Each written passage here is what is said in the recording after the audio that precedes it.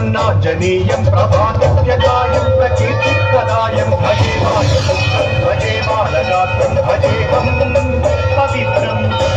అది రామాయణ మహాయుద్ధం భీకరంగా సాగుతున్న తరుణం. శ్రీరామచంద్రుని సారథ్యంలో వానర సైన్యంతో విజృంభిస్తూ లక్ష్మణస్వామి తనతో పోరాటం చేస్తున్న రావణుడి కుమారుడు ఇంద్రజిత్ తలని బాణంతో ఒక్క వేటుతో వేరు చేశాడు. ఇంద్రజిత్ మరణవార్త విన్న రావణుడు ఆవేశంతో ఊగిపోయాడు. ప్రతీకారం కోసం పాతాళ లోకాధిపతి తన సోదరుడు అయినటువంటి మహిరావణుడి సహకారం కోరాడు.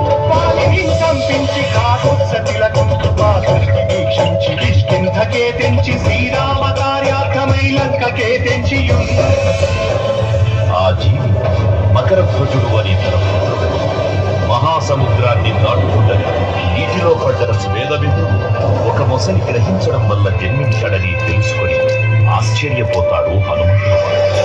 బ్రహ్మాండమైనట్టి ఆ శక్తిని వైచి ఆ లక్ష్మణం మూర్చనుందింపగానప్పుడెంపురాండమయ్యుండన ప్రేళనుంది భీషను వేడుగంతోడు వచ్చి పట్టాభిషేకంబు చేయించి సీతామహాదేవిని తెచ్చి శ్రీరామునిచ్చి అంతన్నయోధ్యాపురించొచ్చి పట్టాభిషేకంబు సంబంధమయ్యున్న